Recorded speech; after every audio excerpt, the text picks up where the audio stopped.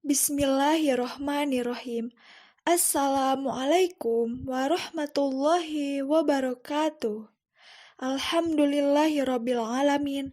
Wassalatu wassalamu ala sayyidil mursalin wa ala alihi wa sahbihi ajmain. Amma ba'du.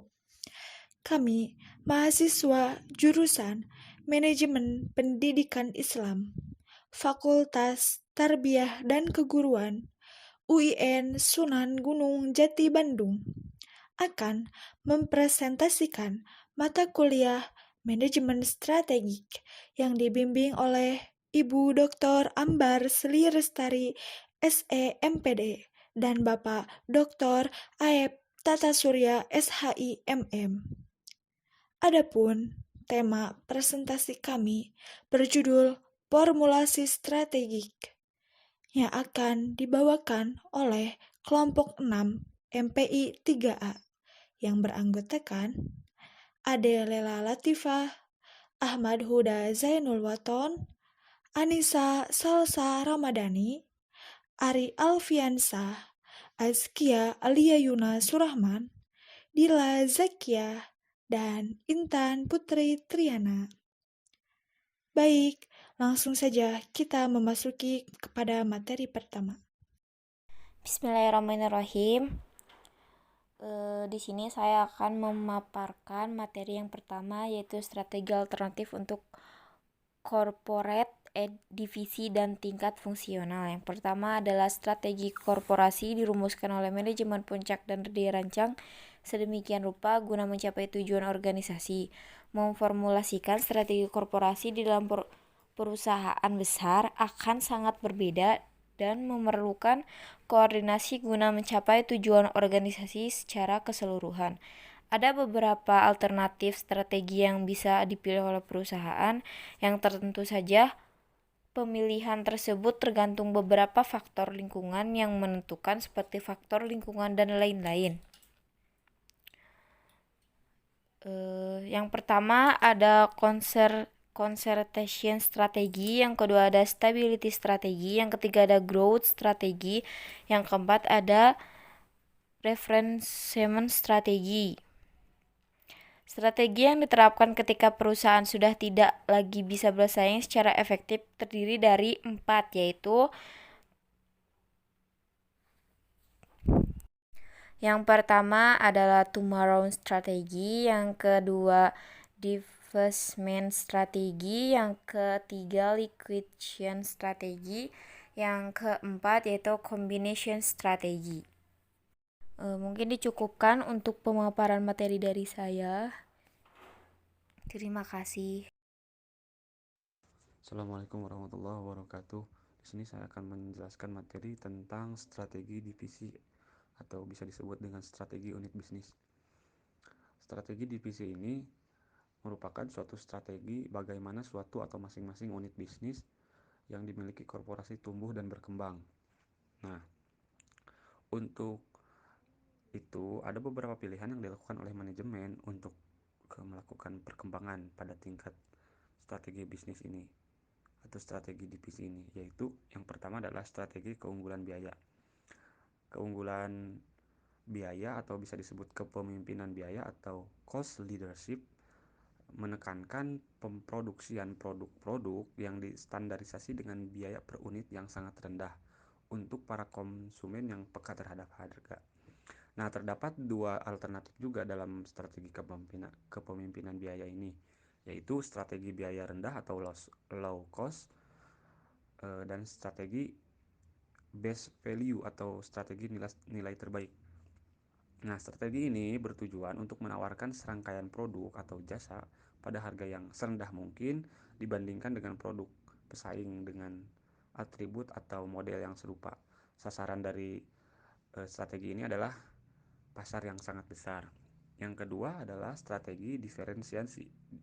Strategi diferensiasi adalah strategi di mana produk yang kita memiliki perbedaan maupun keunikan dibandingkan dengan produk yang lain. Mungkin banyak orang yang tidak memanfaatkan cara ini karena terkadang orang merasa ragu jika produknya berbeda dengan orang lain, ada yang merasa minder ataupun sebagainya.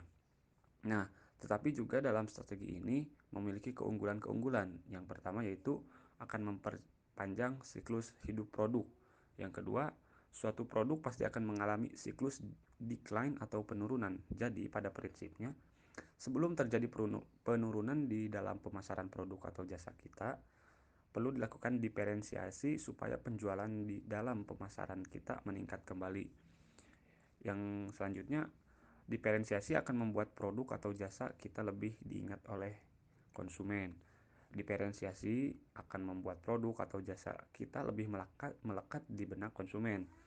Kemudian bagi para marketing, keuntungan yang diperoleh adalah mereka menjadi lebih percaya diri dengan memasarkan produknya.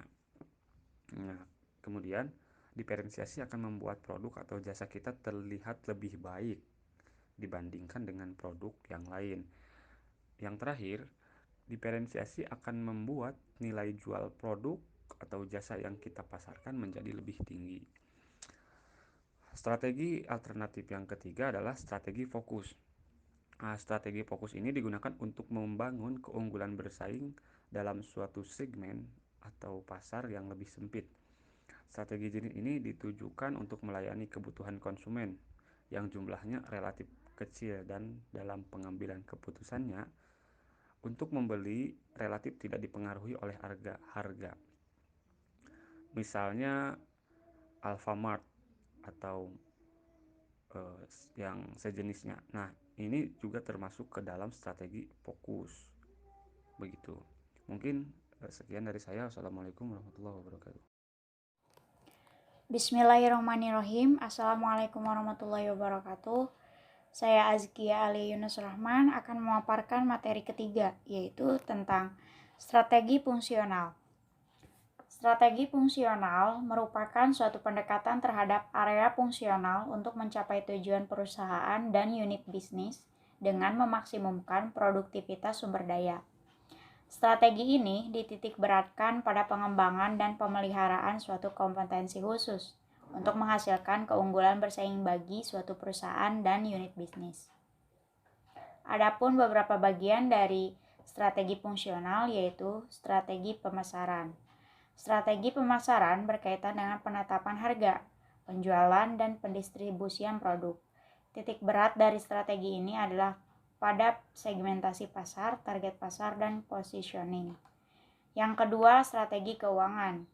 Strategi ini menitik beratkan kepada peramalan dan perencanaan keuangan, pengendalian sumber dan penggunaan dana, evaluasi usulan investasi, dan menjamin keamanan investasi. Yang ketiga, strategi penelitian dan pengembangan. Strategi penelitian dan pengembangan berkaitan dengan inovasi dan pengembangan produk dan proses. Yang keempat, strategi operasi. Strategi operasi menentukan bagaimana dan di mana suatu produk atau jasa diproduksi, tingkat integrasi vertikal dalam proses produksi, penyebaran sumber daya fisik, dan hubungan dengan para pemasok. Yang kelima, strategi pembelian. Strategi pembelian berhubungan dengan perolehan bahan baku, suku cadang, dan perlengkapan yang dibutuhkan untuk melakukan fungsi operasi. Adapun beberapa pilihan strategi pembelian yaitu multiple sourcing, sole sourcing, parallel sourcing.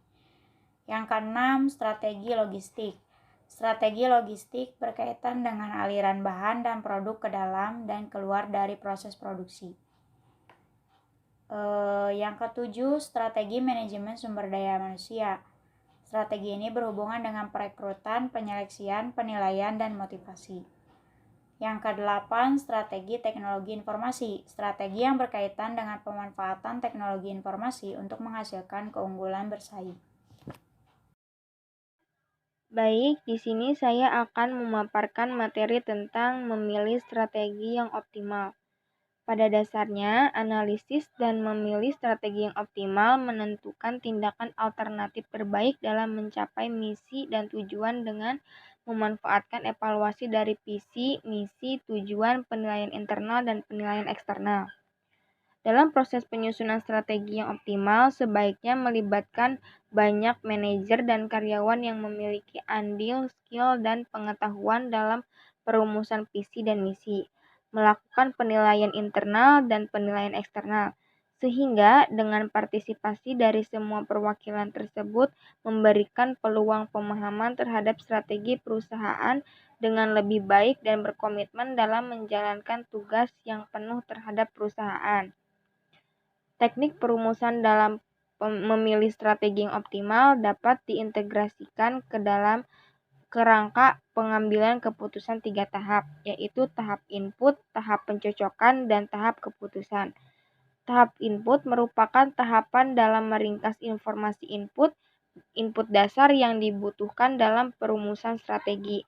Tahap pencocokan merupakan tahap dalam menghasilkan strategi alternatif yang layak dengan memadukan faktor eksternal dan internal.